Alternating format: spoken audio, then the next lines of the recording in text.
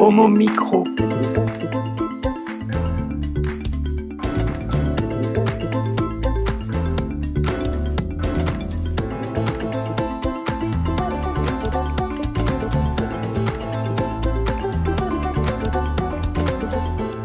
Bonsoir à tous, ravi de vous retrouver. Alors ce soir, nous allons nous intéresser au cinéma brésilien pour parler d'un film qui sortira le 16 mai dans quelques jours et qui s'intitule Corpo Elétrico, réalisé par Marcelo Caetano. J'espère que je prononce vraiment bien, que nous recevons ce soir et qui nous fait le plaisir d'accepter notre invitation. Bonsoir Marcelo. Bonsoir, merci. J'ai bien prononcé ton nom? C'est Caetano. Caetano. Caetano. Merci. Tu es aussi avec Cyril Logan de Optimal qui distribue le film. Bonsoir Cyril. Bonsoir à tous, vous m'avez manqué. Tu nous as aussi manqué Cyril et merci d'être là aussi ce soir. Alors, ce film a été regardé par un grand nombre de personnes, dont nos amis chroniqueurs Antoine Duvignal. Bonsoir Antoine. Bonsoir à tous. Qui assurera tout à l'heure une critique. Et aussi Éric Garnier, qui a le micro qui va le déplacer. Voilà, moi aussi. Ouais. Lui aussi. Mais redis-le devant le micro parce que Isabelle ne t'a pas entendu et les auditeurs. Moi aussi, il n'y a pas qu'Antoine dans la vie. Moi aussi, j'ai vu ce Corpo Elétrico. Peut-être une petite précision, c'est pas électrico, c'est électrico. Il n'y a pas de C. Elétrico. C'est Elétrico. Merci de nous corriger. Tu seras amené par me corriger à plusieurs reprises ce soir. Alors ce soir, eh bien écoutez, c'est le retour, avant d'annoncer une surprise, c'est le retour d'un autre Antoine. Bonsoir à tous, bonsoir à toutes. Ça fait plaisir, mais tu étais où jusqu'à maintenant? Oh là là, j'étais par Mons et par Vaux, sans but, sans fin, toujours plus loin. Ouais, très bien. En tout cas, merci d'être là. Le thème de ta chronique ce soir, tu as des soucis de famille, je crois, des réunions de famille qui se déroulaient toujours assez mal et que tu voulais en faire une chronique. Ah ben on va dire ça comme ça, voilà. Ouais, bon. Très bien, merci, parfait. Bien. À tes côtés, Ingrid, qui va assurer sa première chronique ce soir. Bonsoir Ingrid. Bonsoir. Tu nous écoutes depuis maintenant 3 ans. Oui, quasiment, ouais. Tu es journaliste de formation. Et voilà, tout simplement, tu as accepté d'assurer une chronique. Et tu as accepté aussi de rejoindre la grande famille d'Homo Micro ce soir. Voilà, je vais parler des lesbiennes dans le monde, partout. Des lesbiennes dans le monde, voilà. Partout, c'est vrai. Des lesbiennes comme notre amie Isabelle. Par exemple. Hein, naturellement. Isabelle qui est avec nous ce soir. Bonsoir Isabelle, comment ça va? Bonsoir Brahim, ça va? Alors je crois, si te connaissant, tu nous as certainement programmé un son brésilien et un morceau de Rose Laurence qui nous a quittés ce matin. Oui, Africa. bien sûr, parce que je m'adapte toujours parfaitement à ce qui se passe dans l'émission. Ah, je me trompe, hein, en tout cas. Dis-nous ce que tu vas nous présenter et programmer ce soir. Ce soir, on va rire et on va pleurer. Ah, j'adore rire et parfois, je pleure parce que j'ai envie de pleurer. Merci de rester avec nous. Homo Micro, l'émission qui se prend homo. Elias, un jeune gay brésilien, découvre la vie nocturne de Sao Paulo et tous ses plaisirs, bien sûr. Alors, Corpo Elétrico, réalisé par notre invité Marcelo Caetano, sortira donc sur nos écrans le 16 mai prochain. J'ai demandé à Éric Garnier et Antoine Duvignal, bien sûr, de regarder aussi le film, de le suivre et d'assurer une critique. Alors, on démarre par Antoine. Eh bien oui, d'accord. Donc, alors c'est un film qui ne laisse pas indifférent, bien sûr. Avant tout, quelques mots, je crois qu'il faut dire quelques mots du personnage central qu'est Elias. Donc c'est un garçon de 23 ans, fraîchement arrivé à Sao Paulo pour un travail de styliste dans une usine textile. Et il est rapidement sous pression. Les demandes, les exigences de sa hiérarchie, même si elles sont formulées plutôt gentiment, est-ce le caractère brésilien qui veut ça? Elle commence à être difficilement supportable. Lui, bon garçon et qui aime son travail, et fait de son mieux. En réalité, il se sent vite enfermé dans la routine. Sa façon d'en sortir et de s'échapper, ce sont ses collègues de travail qui vont lui en donner la possibilité. Il noue des amitiés, parfois sexuelles dans son milieu de travail, notamment avec Wellington, un délicieux petit métis, et fait aussi beaucoup de rencontres de drague sans lendemain. Entre travail prégnant et nouvelles amitiés, il essaie de trouver son équilibre, aidé en cela par un ex qui a plutôt bien réussi dans la vie et lui sert de point d'appui, voire de point d'équilibre. Elias se laisse entraîner par sa nouvelle bande d'amis et part à la découverte de sa ville, de sa vie nocturne et de milieux qu'il ne connaissait pas, comme celui des drag queens. Alors, c'est cette découverte, à travers le regard d'Elias, que nous propose Marcello Caetano, dont c'est le premier long métrage, je crois qu'il faut le souligner.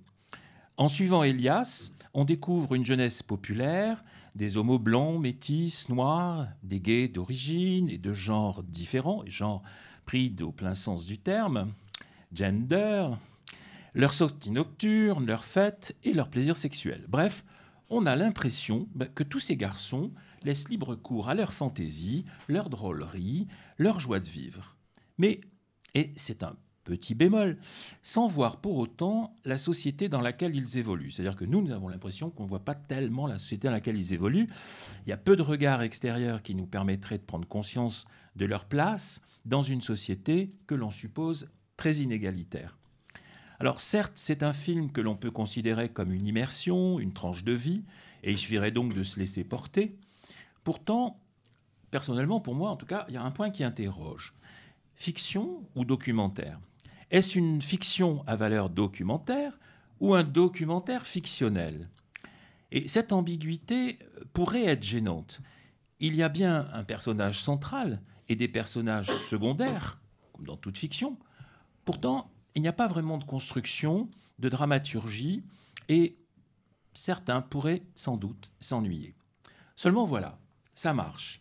Et ça marche quand même parce que le personnage d'Elias est sympathique, comme tous les autres d'ailleurs. Il n'y a pas de méchant dans ce film. Et que la joie, la bonne humeur et le regard attendri de la caméra nous portent.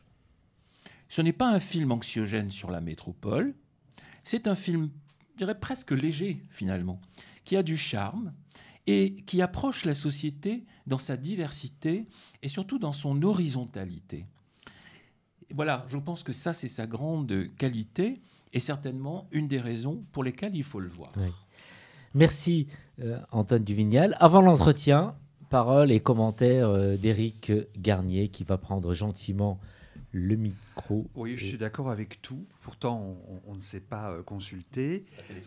C'est vrai que la notion de est-ce un reportage, un documentaire, surtout quand tu parles de la classe ouvrière, où là on voit quand même un peu la dureté de la vie, toutes ces femmes qui passent 8 heures par jour à coudre la même chose avec les machines. Donc on voit quand même une certaine réalité. C'est vrai que c'est un film dans lequel on se sent bien. Bon, on ne sent pas d'homophobie. On a l'impression que la société brésilienne est à l'image de ces groupes d'ouvriers, en fait, surtout, de gens de milieux modestes. Voilà, on est dans une bulle qui est très agréable. Et après tout, est-ce qu'un film doit coller à la réalité d'un pays? Alors, c'est vrai que ce qui est un peu nouveau dans ce film, c'est que d'habitude, on est habitué à avoir un scénario, il y a un début, un milieu, une fin, il y a des rebondissements, il se passe des choses, il y a du suspense. Là, c'est vraiment la vie avec Elias pendant la période de Noël. Et alors, ce qui est très intéressant avec lui, c'est qu'à un moment, son patron lui dit « Mais est-ce que tu t'imagines dans 5 ans avoir ton propre atelier ?» Et alors, on voit vraiment qu'il vit au jour le jour. Pour lui, 5 ans, c'est 5 siècles. Et c'est vraiment un film sur le fait de jouir, de profiter de l'instant présent. Et ça, c'est agréable. Ouais. Marcelo. Et les acteurs sont beaux en plus. Et les acteurs sont beaux. D'ailleurs, oui, je voulais dire les acteurs. Il aurait fallu que tu viennes avec les 2 acteurs du film Marcelo ce soir. Ils sont au Brésil ? Ils sont au Brésil. Ils sont au Brésil. Je vais te demander de réagir un peu aux 2 analyses d'Antoine et d'Éric avant d'écouter leurs questions. C'est intéressant toujours d'écouter des analyses, des critiques. Je crois que pour un film qui s'est tourné au Brésil, la question de la réalité, c'est la question que les gens hors les pays posent beaucoup, parce que dans la géopolitique de production de cinéma, nous sommes les gens qui produisent la version de réalité et la construction d'une vision est presque documentaire sur ce sexe et le Brésil. Mais mon film ne c'est pas comme ça. C'est un film qui parle de jeunesse, de rêves, de liberté, de poésie. Une tentative un peu de produire quelque chose qui était différent de l'expectative de parler d'inégalité, d'homophobie. Il y a beaucoup de vie au Brésil aussi, et beaucoup de rêves aussi. Donc, je crois qu'il y a beaucoup de choses, des documentaires, dans les techniques de mise en scène. Je crois que la forme que je me connecte et je travaille avec les comédiens, il y a beaucoup de choses qui se donnent, que j'ai appris dans les documentaires et que je propose pour les acteurs pour avoir beaucoup d'improvisation, beaucoup comme je peux dire, beaucoup de vie corporelle dans la scène. Mais je crois que le regard que j'ai sur la société brésilienne est là. Elle est un regard, mais n'est pas un regard qui va faire comme je peux dire, qui va compris une expectative. Pas seulement au Brésil, mais au Brésil aussi, il y a des expectatives que j'ai tourné l'homophobie, que j'ai tourné les choses comme d'une certaine forme, le cinéma brésilien a une habitude de tourner. Mon désir, c'est de faire d'autres choses et produire d'autres types types de possibilités. Je veux produire quelque chose qui c'était différent, mais je sais que je travaille avec l'homophobie, c'est dans la tête de tous les gens qui voient le film. Et donc, je sais que je travaille avec ça. Mais mon désir, c'est d'autres choses, je crois. Oui, alors Marcelo, avant de laisser la parole à Antoine et Eric, est-ce que ce film fait partie aussi un peu de ton histoire? Est-ce que tu as mis un peu des petites choses qui concernent ta vie personnelle et ton parcours? Il y a des choses parce que, comme Elias, le caractère principal, je suis aussi un migrant sexuel parce que je me considère un migrant sexuel parce que je sortais de ma famille qui était conservatrice dans la province au Brésil pour chercher quelque chose de nouveau dans ma vie à São Paulo, que c'est une ville plus tolérante. C'est une ville beaucoup gay-friendly parce qu'il y a un gay pride très, très grand. Il y a des festivals, il y a des quartiers qui sont comme Maré, c'est un quartier avec beaucoup de bars, beaucoup de gens dans la rue. Donc, il y a un type d'ouverture qui m'intéressait beaucoup à São Paulo. Donc, il y a ce type de choses que j'ai vécues. Même la difficulté de vivre dans une ville comme São Paulo avec peu d'argent et travaillant comme toutes les journées. Donc, ce type de choses, ce type d'équilibre qu'il y a, la difficulté d'avoir un équilibre qu'il y a dans le caractère et les personnages d'Elias, je me reconnais dans ça. Bon. Antoine Duvignal, première question. Première question. Y en a une qui me vient à l'idée, qui est évidente. D'abord, c'est qu'est-ce qui vous a donné l'idée de faire ce film et en quoi c'était une nécessité? D'accord. La première idée, c'est d'un poème de Walt Whitman qui s'appelle I Think the Body Electric. Dans ce poème, il y a un parcours du narrateur, de la personne qui fait la narration du poème pour toute la société américaine, en découvrant les différences, des différents corps, de la diversité de la société américaine, sans juger les gens, mais principalement les gens, les ouvriers, les noirs, les esclaves, tous les gens qui souffrent de l'oppression dans la société américaine. Donc j'aime beaucoup ce type de poème parce qu'il y a une idée de démocratie, une idée d'un regard qui c'est démocratique, qui me fait faire corps électrique comme ça. Elias n'est pas un personnage qui a une constitution psychologique très forte, mais il y a un regard qui s'approche beaucoup à les poèmes. Eric, est-ce que ton projet de départ a changé au fur et à mesure où tu tournais le film? Est-ce qu'il y a des choses que tu n'avais pas prévues, que tu as ajoutées, des choses que tu as enlevées? Voilà, parce que bon, on le suit au jour le jour, ce garçon, donc on ne peut pas prévoir les journées à l'avance. Donc dans sa vie, il ne prévoit rien. Est-ce que toi, tu as été amené à un peu changer au fur et à mesure ton film ou couper certaines choses? Je crois que la structure principale du film, c'est la même quand j'écris pour la première fois et que j'ai tourné. J'écris une structure, c'est une structure narrative. Et les choses qui changent beaucoup, c'est la scène. C'est la construction de la scène avec les comédiens. comme j'ai joué beaucoup avec, j'ai fait beaucoup de répétitions et j'ai fait beaucoup de propositions, des faits d'improvisation. Donc, il y a quelque chose dans les scènes qui change. Mais l'histoire, la ligne du film, c'est la même depuis le début. Antoine? Oui, enfin, est-ce que c'est facile aujourd'hui de vivre une vie d'homosexuel au Brésil? Répète la question devant le micro. Si est-ce que c'est facile aujourd'hui de vivre une vie d'homosexuel au Brésil? Oh, dépend. Tu sais que nous avons beaucoup de lois, nous avons des mariages pour tout depuis 2013, comme la France. Nous avons la possibilité de changer le nom social, l'adoption. Il y a beaucoup de garanties légales au Brésil maintenant. Nous avons dans les grandes villes la possibilité d'aller tous les places avec son couple et s'embrasser dans la public. C'est une chose qui n'est pas très difficile. Mais il y a au Brésil une réaction conservatrice, pas seulement sur les homosexuels, mais aux Noirs, aux femmes. C'est une chose qui, pour moi, c'est une réaction à un changement de nouvelles générations qui veut aller dans l'espace public et montrer ses corps dans l'espace public. Donc, c'est ça qui a changé beaucoup dans le Brésil. Depuis que j'ai tourné le film, il y a une réaction très forte, et avec beaucoup d'assassinats aussi, de lesbiennes et de transsexuels. Donc, je crois... Tu veux dire qu'on s'affiche plus facilement en tant qu'homosexuel dans la rue, dans sa façon d'être? Oui, dans les médias, dans la télévision, tous les fois, les chanteurs, il y a beaucoup de... J'ai dit souvent que la chanteuse plus connue au Brésil aujourd'hui, c'est une drag queen.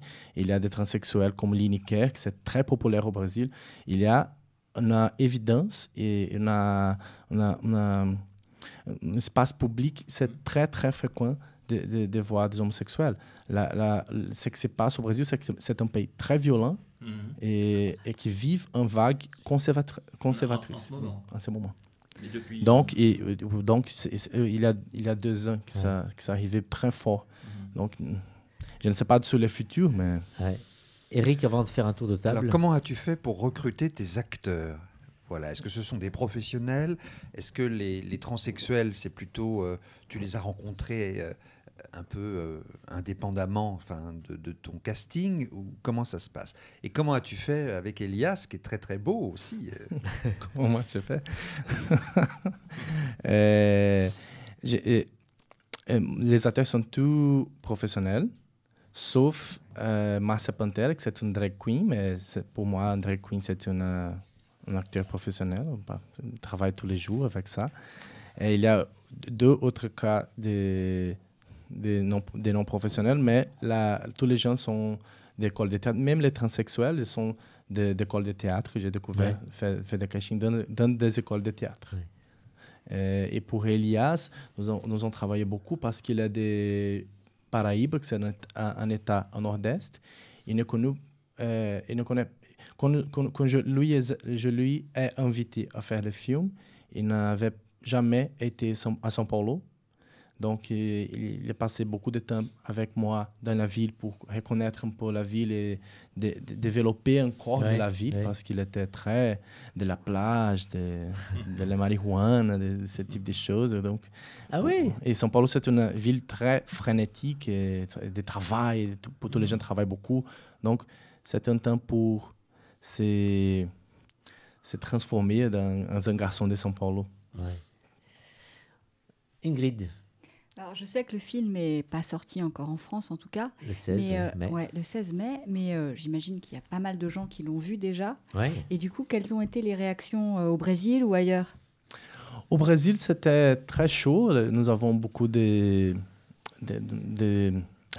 réception très bonne au Brésil.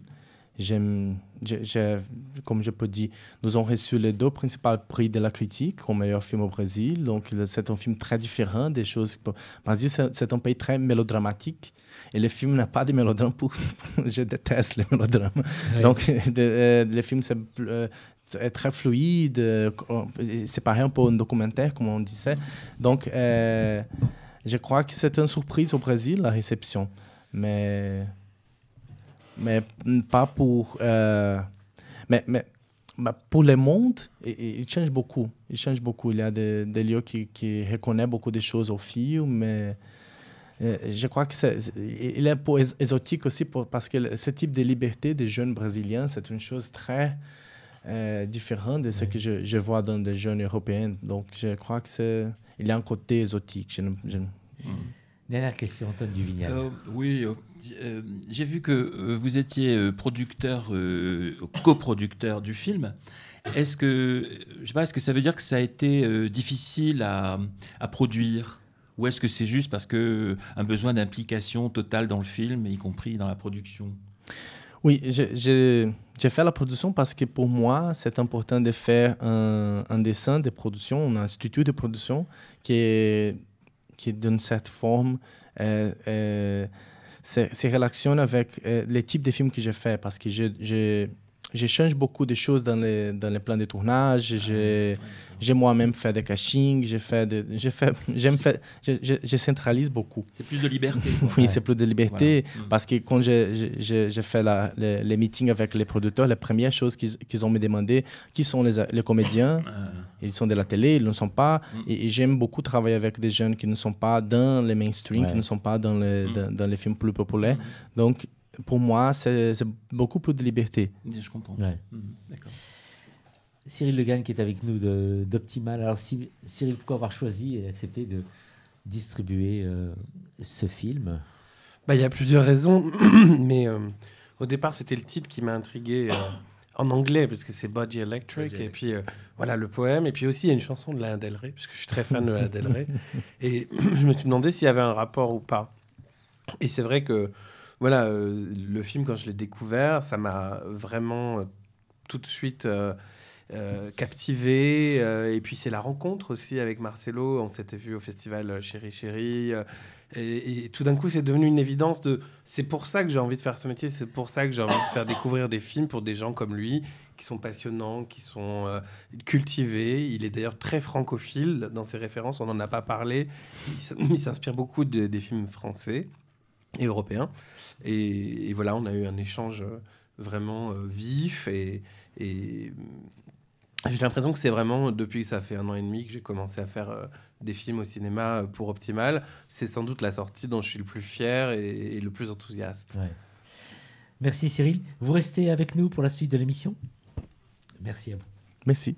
Homo Micro, l'émission qui se prend au mot. Toujours Marcelo Caetano qui a réalisé le film Corpo Electrico qui sortira le 16 mai prochain. Mais nous sommes aussi avec Eric Garnier, Antoine Duvignal, Ingrid qui nous fait le plaisir d'assurer sa première dans quelques instants, Antoine et Cyril Legal d'Optimal. Alors Ingrid, cette première chronique, on a toutes et tous envie de t'entendre.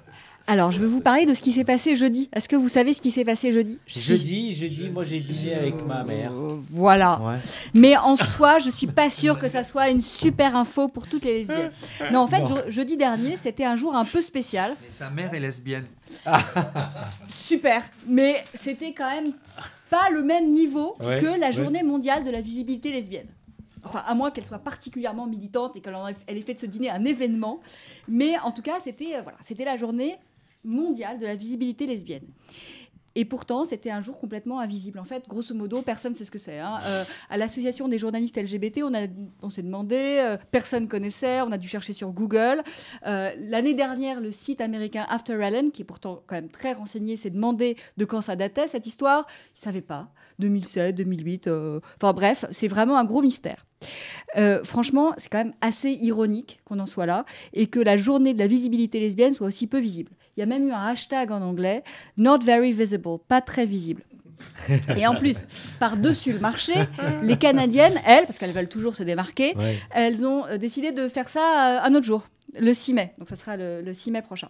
Bref, tout ça, ça relève beaucoup plus quand même du grand brouillard que de la visibilité. Alors c'est fou, comment on peut expliquer qu'on n'en ait vraiment pas entendu parler? Ça s'explique évidemment. Alors d'abord, les femmes sont largement invisibilisées dans la sphère publique. Les lesbiennes étant une minorité au sein d'un groupe déjà discriminé, elles sont doublement invisibilisées.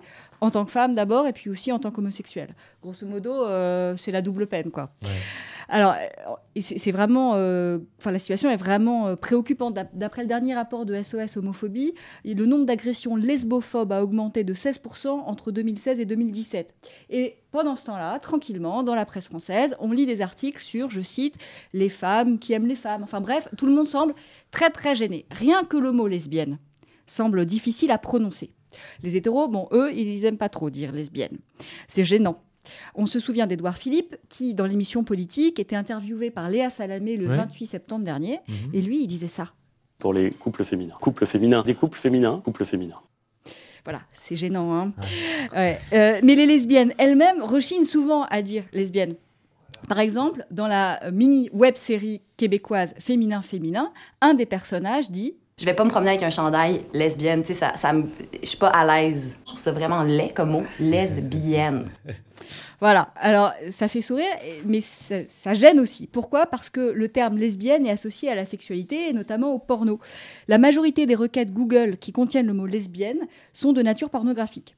J'en profite donc pour dire que se dire lesbienne ou simplement employer ce terme est dans un contexte de discrimination aiguë, un acte politique, un acte d'engagement aussi, et donc un acte courageux. Bref, tout ça pour vous dire que la visibilité lesbienne n'a jamais été aussi nécessaire. J'ai donc appelé Karima Zahi à Bruxelles. Elle est militante LGBT et membre de la Conférence lesbienne européenne, qui est le premier réseau lesbien pan-européen. Et je lui ai demandé à quoi sert cette fameuse journée de la visibilité lesbienne. Et elle m'a répondu ça. C'est une journée très importante dans le calendrier, d'avoir la journée de la visibilité des lesbiennes, parce qu'en fait, c'est l'occasion de mettre en évidence le fait que, voilà, que les lesbiennes sont en général tout à fait... ne sont pas visibles ni dans le mouvement LGBT, où tout de même les hommes ont tendance à, disons, dominer le discours, et même si elles sont actives aussi dans le mouvement féministe, souvent elles ne sont pas, elles ne sont pas out, elles ne sont pas apparemment, ouvertement lesbiennes. Voilà, donc déjà d'une chose, et puis en général dans l'espace public, et puis dans les domaines professionnels, c'est-à-dire sur le lieu du travail, les lesbiennes sont invisibles. Donc c'est l'occasion de faire prendre conscience à tout le monde de ce phénomène et de comment on pourrait, améliorer la situation en ce sens. Donc justement, comment est-ce qu'on fait, Karima Zahi, pour combattre cette invisibilisation ? Eh bien déjà, pour améliorer la situation des lesbiennes et certainement leur visibilité, il faudrait déjà, pour encourager, pour beaucoup, comme vous pouvez peut-être le savoir, ne veulent pas faire leur coming out, donc ne veulent pas révéler leur orientation sexuelle. Mais pour ce faire, il faudrait déjà créer un environnement safe, donc un environnement où elles se sentiraient à l'aise, elles se sentiraient inclus, que ce soit au niveau du lieu de travail ou dans la rue et autres espaces publics. Donc ça, c'est une chose. Et l'autre chose, c'est des campagnes de sensibilisation aussi du public, du grand public en général, donc et puis aussi des publics plus spécifiques, donc par exemple, encore une fois sur le milieu du travail, pour que les personnes se rendent compte que, voilà, elles peuvent même discriminer inconsciemment contre les lesbiennes et qu'elles ont une part de responsabilité dans le phénomène de combattre les stéréotypes et de combattre la discrimination contre les lesbiennes et la lesbophobie, en général. Donc ça, c'est la seconde chose. Et puis une autre, eh bien, c'est de donner l'occasion aux lesbiennes de participer activement à des activités au niveau culturel, au niveau social, par exemple, et de créer une visibilité à ce niveau-là. Donc de reconnaître, voilà, la participation et la contribution des lesbiennes dans différents secteurs et différents domaines. Ingrid, alors justement, du coup, est-ce qu'il s'est passé quelque chose le 26 ou pas du tout ? Bah oui, il s'est passé quelque chose à Bruxelles notamment. L'intergroupe LGBTI du Parlement européen a organisé une table ronde à Bruxelles, donc, à l'occasion de cette journée. Et c'était la deuxième fois seulement qu'on évoquait spécifiquement les droits des lesbiennes au sein des institutions européennes.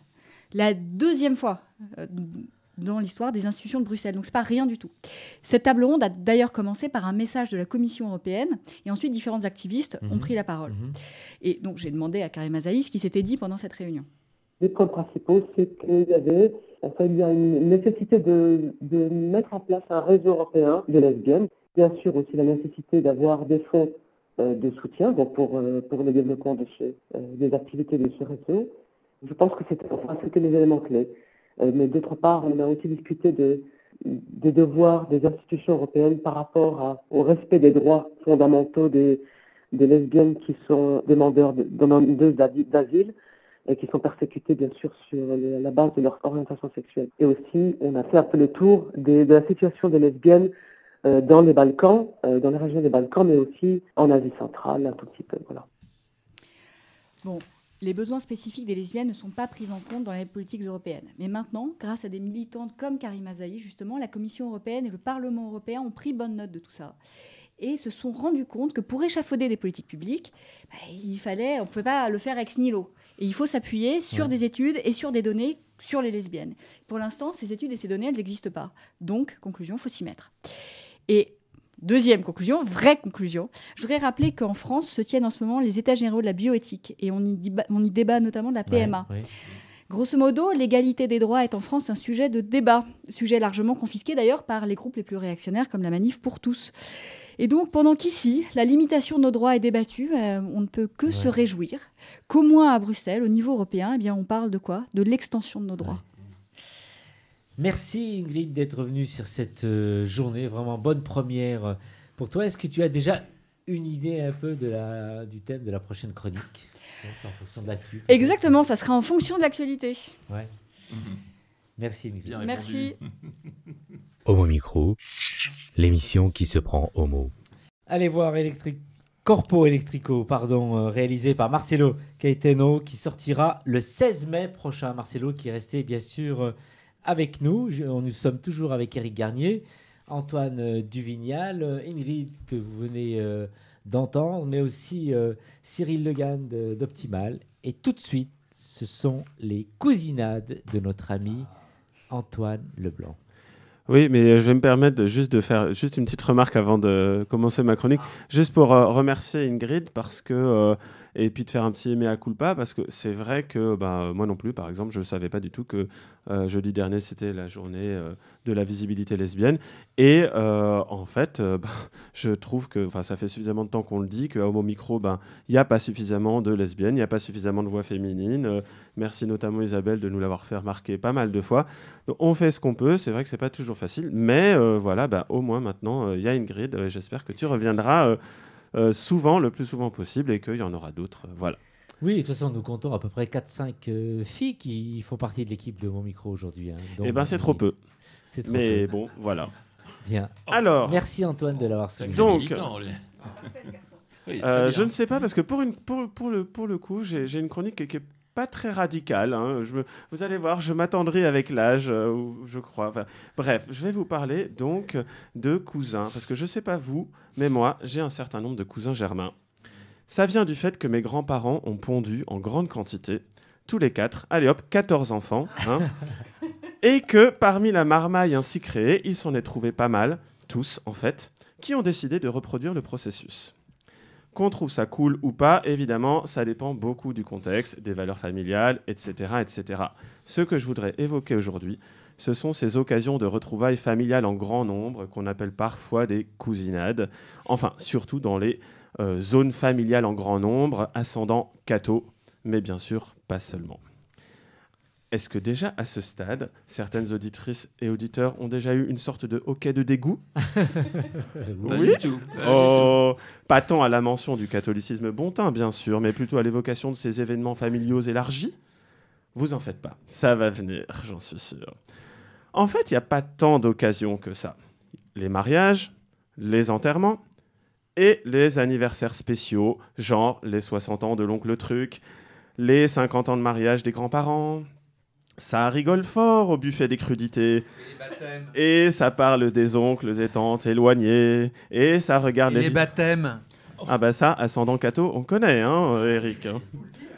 Alors, ça regarde les vieux albums photos en s'extasiant. Et les bébés qui chouinent dans les bras. Et les gamins dans le jardin à planquer vos affaires.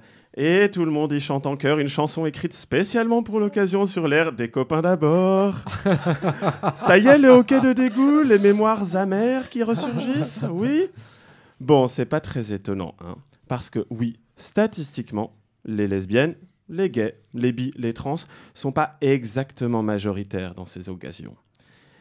Les événements portent en étendard l'hétérosexualité, mais aussi l'hétéroparentalité, la reproduction sociale et biologique, multiséculaire, et pire, la joie de se sentir bien encadré, bien au chaud, au milieu de ces normes, le plaisir de se vautrer dans une comédie quand même assez hypocrite et pas très drôle.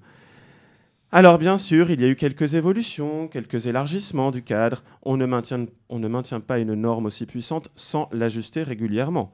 Donc, dans ces cousinades, on voit maintenant le troisième mari de tante machine, la demi-sœur de cousin truc, le célibataire endurci, quand c'est un homme, hein, attention, parce que quand c'est une femme célibataire sans enfant, on en parle encore avec pitié, ça n'a pas changé. Et on y trouve aussi, moins fréquemment, mais quand même, eh bien, vous, nous, les LGBT de service.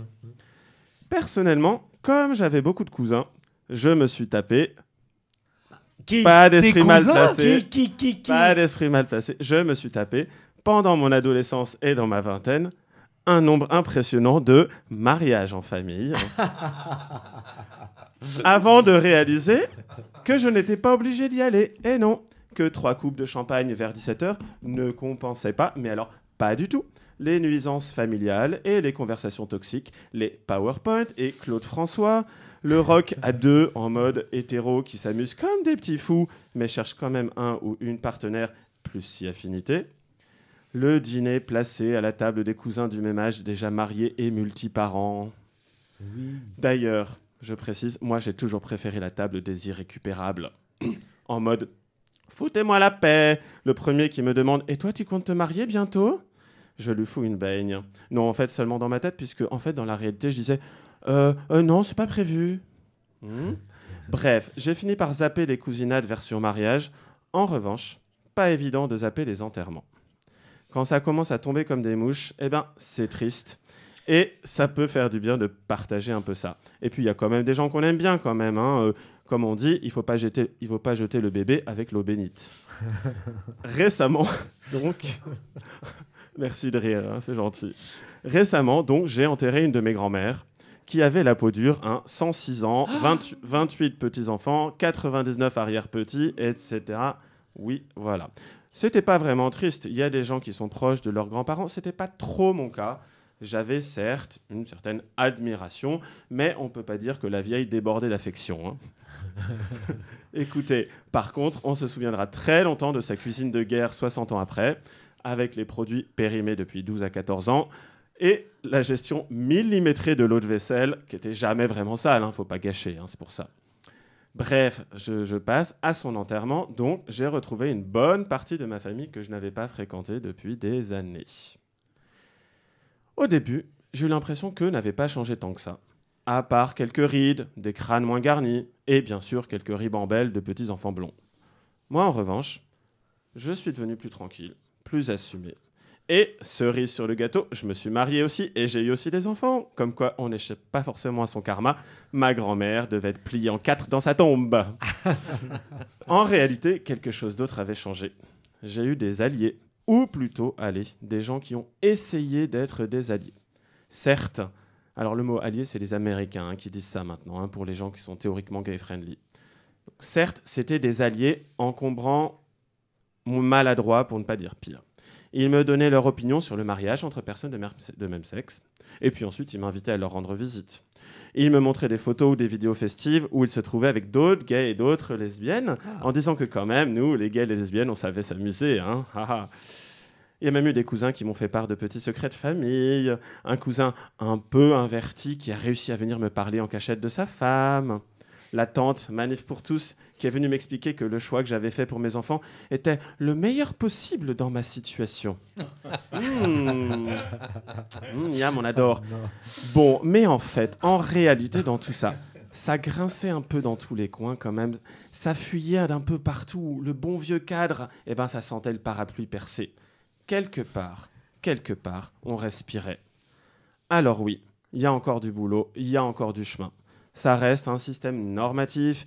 Et les cousinades, ça reste globalement une comédie pas drôle. Ouais. mais ça fait quand même du bien de se sentir tous un petit peu mouillés, d'être tous un petit peu paumés dans le même marécage et de constater que oui, les choses ont un peu changé quand même en mieux. Alors, merci à plein de monde pour ça, pour que ça ait changé. Et allez, venez tous, on va danser sous la pluie et que le mascara coule à flot. Merci Antoine pour cette excellente chronique. On peut demander par exemple à Isabelle et à Daniel Lebras d'essayer de réaliser un petit extrait de ta chronique et tu pourrais l'envoyer à ta grande famille. Et ils pourront l'écouter, ça peut être intéressant. De toute façon, il y a un podcast, je pourrais l'envoyer à tout le monde. Vous en faites pas, il y a les listes mail, il y a le calendrier familial, il y a tout ce qu'il faut. Moi, j'ai une question. Oui. Franchement, ce soir, on se dit tout. Est-ce que dans tout ta tripotée de cousins, il n'y en a pas un seul avec qui, quand tu avais 14-15 ans, tu as couché? Non. Franchement. Tout à fait, franchement. D'abord, je t'aurais pas vraiment répondu si ça avait quelqu'un qui avait pu écouter, etc. Parce que je ne parle pas de mes amants et amantes. Enfin, mes amants. mais non. Vraiment, en plus. Non, désolé, c'est pas très drôle, mais non. Parce que c'est souvent comme ça, dans la famille, c'est là qu'on fait ses premières armes, un peu. Ses premiers pas. Oui, Cyril? Non, mais on a bien compris les fantasmes d'Éric Garnier. Ça, c'est très très clair. Ricanon. Marcelo, après avoir écouté la chronique de Antoine, est-ce que tu as quelque chose à dire sur les histoires de famille françaises ou brésiliennes? Est-ce que toi aussi, tu t'es tapé un cousin, en gros? C'est ça qu'il veut savoir. Je crois que c'est la même chose au Brésil. Ouais. Il y a ce type de difficultés, mais il y a des alliés et il y a des gens qui essaient d'être alliés aussi. Mais pour moi, c'est très difficile parce que ma famille, c'est un genre de province, d'agriculteurs. Donc, c'est toujours difficile. Très bien. Écoutez, non, je voulais faire signe à ma... Oui, il aurait fallu, mais c'est pas grave, balancer la virgule, mais on va donc poursuivre tout simplement. Je voulais simplement remercier Antoine. Homo Micro, l'émission qui se prend au mot. Marcelo, on revient vers toi. Donc il y a ce projet de film qui va donc sortir le 16 mai prochain, Corpo Electrico. Est-ce que tu as d'autres projets qui sont en vue et déjà en préparation aujourd'hui? Oui, dans ce moment, j'écris un nouveau scénario sur un adolescent, un ado qui est expulsé de sa maison par son père. C'est un très bizarre, homophobe et un policier. Donc, il va vivre dans la rue à São Paulo. Donc, c'est un film, c'est une comédie. C'est tragique, mais c'est une comédie tragique et documentaire, réalité. Tout ça rêve, mais c'est un film sur ce type sur cette situation. Et ce petit garçon va avoir dans la narrative beaucoup de sugar daddy, des hommes plus vieux qui l'aident à survivre. Ça va beaucoup plaire à Éric Garnier, ça. Cyril Legagne, tu voulais donc poursuivre avec Oui, non, je voulais préciser deux petites choses. Alors déjà, oui, moi j'ai eu un vrai... coup de cœur visiblement pour le Brésil, puisque je vais annoncer qu'on avait pour Optimal, on va distribuer le film qui est le lauréat du Teddy Award, qui est le prix le plus prestigieux des films LGBT, qui est décerné chaque année au Festival de Berlin au mois de février, donc qui s'appelle Tinta Bruta. Donc ça sera l'occasion certainement d'en reparler ici quand il sera projeté à l'automne, certainement. Voilà, donc pas tout de suite, un peu de patience. C'est un film vraiment qui va faire couler beaucoup d'encre et qui est absolument formidable, ce qui prouve que le Brésil est un pays qui produit des films étonnants et qui est très, très vif, le cinéma brésilien, ce qui peut être considéré comme paradoxal puisqu'il y a une situation actuellement politique répressive. Voilà. Deuxième chose, je voulais dire que les gens qui voulaient découvrir le film à Paris à partir du 16 mai, il y aura une séance spéciale au Luminor Hôtel de Ville le 23 mai avec l'association L'Autre Cercle, qu'on connaît bien, qui donc est une association pour l'inclusion des personnes LGBT dans le milieu du travail, enfin qui favorise, qui travaille autour de ces questions-là, puisque c'est quand même un des sujets centraux du film. C'est même une des rares fois où on voit un personnage gay dans son travail, qui n'est pas un travail ni glamour, ni particulièrement original. Et donc, je trouve que c'est un des sujets vraiment importants du film, et on va en discuter tous ensemble avec les amis de l'autre cercle le 23 mai au Luminor Hôtel de Ville. Merci Cyril. Antoine Duvignal. Oui, à propos de ce que disait Marcello là, à l'instant sur son projet, je voulais lui demander, est-ce qu'il y existe au Brésil des associations qui prennent en charge les enfants qui ont été chassés de chez eux parce qu'ils sont homosexuels? Parce qu'on a ça en France, on a une association notamment. Au Brésil, c'est un problème parce que les associations ne peuvent pas recevoir les enfants les jeunes qui sont moins de 18 ans. Donc, les enfants, ils sont allés à des associations qui n'ont pas de distinction entre orientation sexuelle et genre. Donc, c'est peut-être beaucoup violent. Et il y a beaucoup de jeunes qui préfèrent aller dans la rue. Mais maintenant, à São Paulo, il y a une maison qui s'appelle Casa qui c'est une association privée avec beaucoup de sponsors pour les jeunes et ados transsexuels qui sont expulsés de sa maison. Donc, c'est une initiative privée parce que malheureusement, notre gouvernement, maintenant, c'est très conservateur. Merci Marcelo. Pour finir, 2 petites minutes. Oui, je voudrais parler d'une biographie absolument incroyable de Sébastien Monod qui s'appelle Montgomery Clift, l'enfer du décor. Alors, chez Leitmotiv. Bon, Monty, c'était son petit nom, celui que lui donnait sa grande amie Elizabeth Taylor. Montgomery Clift, c'était un acteur qui est mort à 45 ans, qui avait absolument tout pour lui, qui était très beau, qui était un excellent acteur extrêmement sensible, qui a joué dans des grands films comme Les Misfits ou Une place au soleil. Et Sébastien Monod analyse absolument tous les films dans lesquels il a joué, en quoi les personnages qu'il jouait correspondaient d'une certaine façon à sa personnalité, tous les films qu'il a refusés aussi. Et surtout, nous, ce qui nous intéresse, c'est d'assister, désolé, à une autodestruction de ce très beau jeune homme qui était dans les années 50 victime de lui-même, c'est-à-dire qu'il n'acceptait pas son homosexualité. On a du mal à le croire après, en plus, avoir écouté Marcello, qui dit qu'aujourd'hui, au Brésil, bon, on s'accepte. Mais Montgomery Clift, il s'est auto-détruit avec l'alcool. Il buvait énormément, à tel point que beaucoup de réalisateurs n'ont pas voulu l'engager, alors que c'était un excellent acteur, parce qu'il n'était jamais là, il ne pouvait pas apprendre ses textes.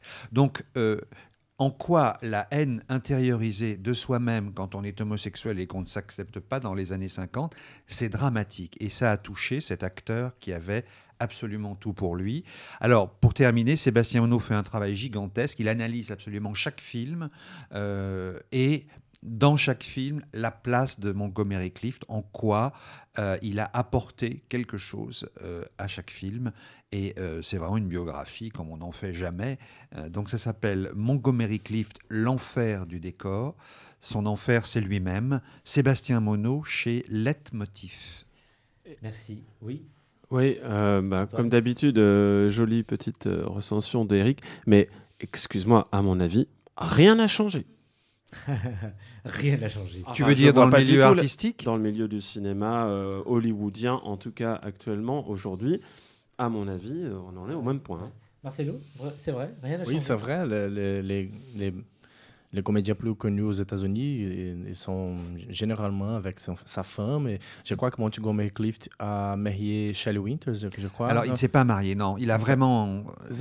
Il refusait même de se montrer avec des starlettes comme d'autres acteurs. Là, il était vraiment intransigeant là-dessus et il était intègre. Il ne voulait pas...